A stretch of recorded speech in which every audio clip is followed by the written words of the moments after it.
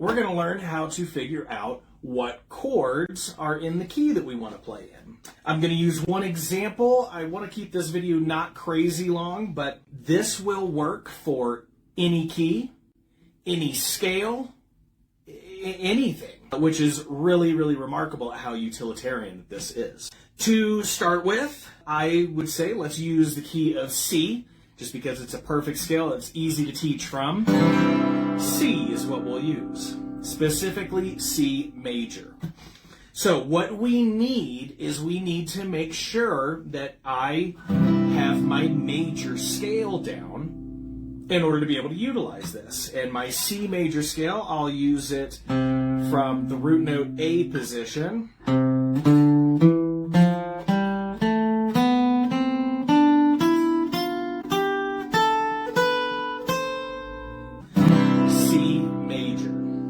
If you don't already know your major scale shapes, I would highly recommend learning them because it will only help you from there. The major scale is called the major scale for a reason. It is the most important scale you could learn from anything. Everything else is based on your major scale. Anytime you see a formula or some sort of permutation of a chord or a scale, it's all in reference to your major scale. The major scale, most important scale you could ever learn. Learn it. If you do know it, you'll be able to follow along pretty well for this one. So C major scale, super easy. C, D, E, F, G, A, B, C. And then it just repeats over into the next octave. C, D, E, F, G, A, B, C. C. How do we learn what chords are in the key of C major? Well, this is all we need to do. It's a super easy pattern that we learn. We love patterns as guitar players. Sometimes we love patterns too much and we forget the notes that are underneath that pattern that are actually working. So it's good to know both, but this will be a nice, easy pattern. Essentially, all we're doing is we're going to take the root note, we're going to skip the next note and grab this one. So essentially what we have here is we have a 1, we have the 3rd, then we skip the next note, which would be the 4th, and go to the 5th. So what we have is 1, 3, 5. And that is the chord composition, C, E, G, which is C major. Okay, we already know that because we're playing a C major, and that's what we want to be in, but this is the perfect basis for how this works. The next chord, then, we would start on the 2nd note and do the exact same pattern. So that's D. We skip the 3rd and go to the 4th, which is F. So now we have C, F. We skip the next note and go to this one. So skip that note, which now gives us D, F, A, which is a D minor triad. Okay, moving to the next note, which is E, we would take this note, we skip the next one, we get this, skip the next one. So now we have E, G, and an F sharp, okay? Which is E minor. Moving to the next note, now we're on the 4th here. That's F, skip the next note, A, skip the next note, C. So now we have F major. Moving to the next note, which is G, skip the next note, there's that F sharp, skip the next note, that is going to be a D. So we have G, F sharp, D, which is G major. And if you kind of notice what's happening here is each time we move through this pattern, we're shifting up the next note in the scale and taking essentially the 1st, the root position, the 3rd, and the 5th out of it, which is giving us the chord components to decide whether that chord is major or minor. We just left off on the G. Now we'll go to the A here. Skip the next note. A, C. Skip the next note. E, which is A minor. Right? And then the last one, which is B,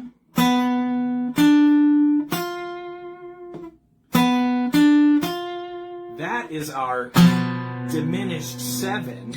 That's B, D, and F. And then finally, we're back to C. So all together, we have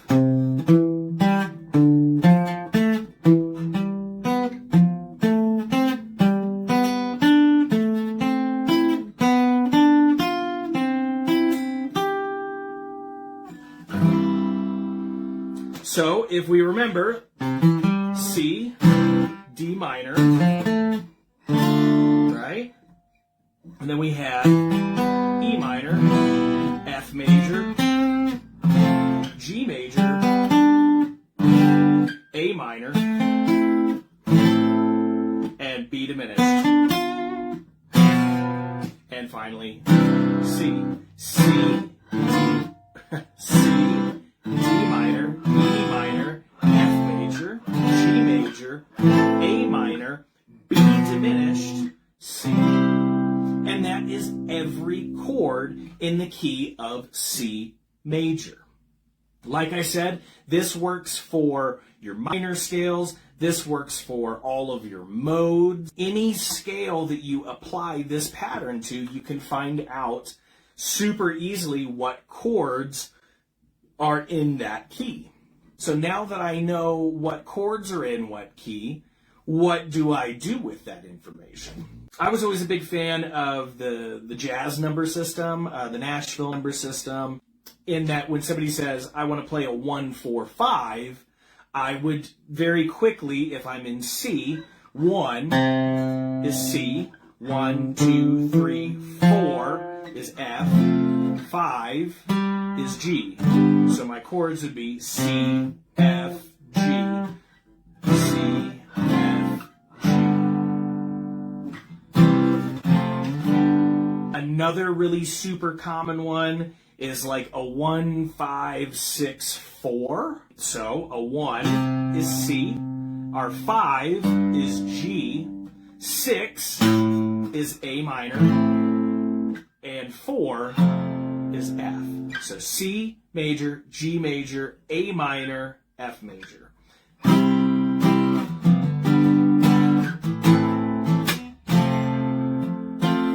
I think there's like 20 Green Day songs that are like that and a ton of other pop songs. And once you know those relationships between those notes, you don't even necessarily need to do them like bar chords. This does make it a little bit easier to kind of place the root note over your scale and figure it out. But once you know it, you could just C, G, right? A minor, F.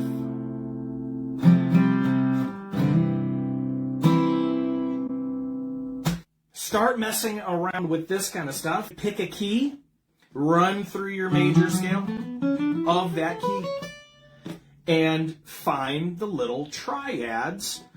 First note, skip the second, get the next one. Skip the next one, grab the next one.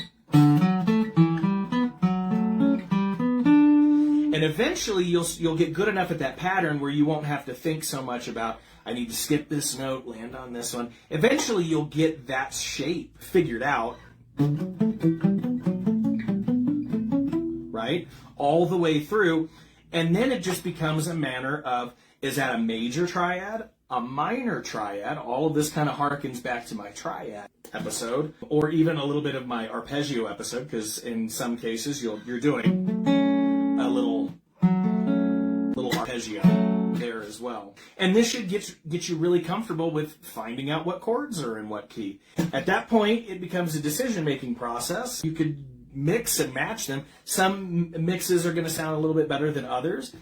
But at that point, you will have all of the right chords. All of the chords will be correct. So no more guessing, no more fumbling around trying to figure out, is that right? Does that sound good? Later down the road, you can start messing with modal interchange, where instead of something being one chord or one key, you can swap it to another and get some even more unique sounds out of it. I don't want to go too much further than this. If I did this for every single scale and every mode, this video would be a couple hours long and would be the equivalent of like the first couple weeks of a music theory course at a college. I don't want that. I'd much rather you guys put some work in and figure this out for yourself. I think you'll find that it'll be really handy. Once again, it works for all majors, all minors. If you're already into your modes, this works for your modes as well, because each mode has its own diatonic chord progression system behind it as well.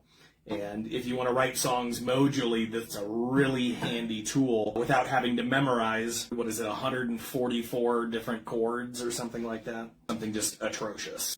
Anyway, I hope you guys enjoy the rest of your Thursday. Get out there and practice, practice, practice. If you guys have any questions or comments, please leave them down below. I'll have a link for our newsletter, which if you're not already involved with, you should be. What the heck are you doing?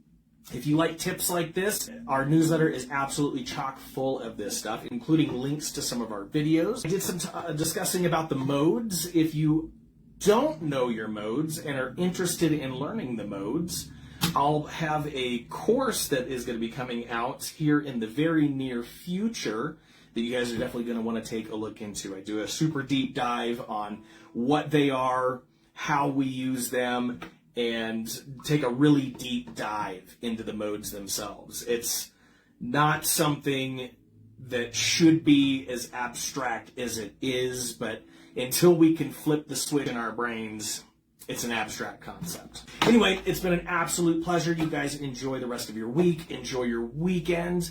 We'll see you next week with some more stuff, and I look forward to it.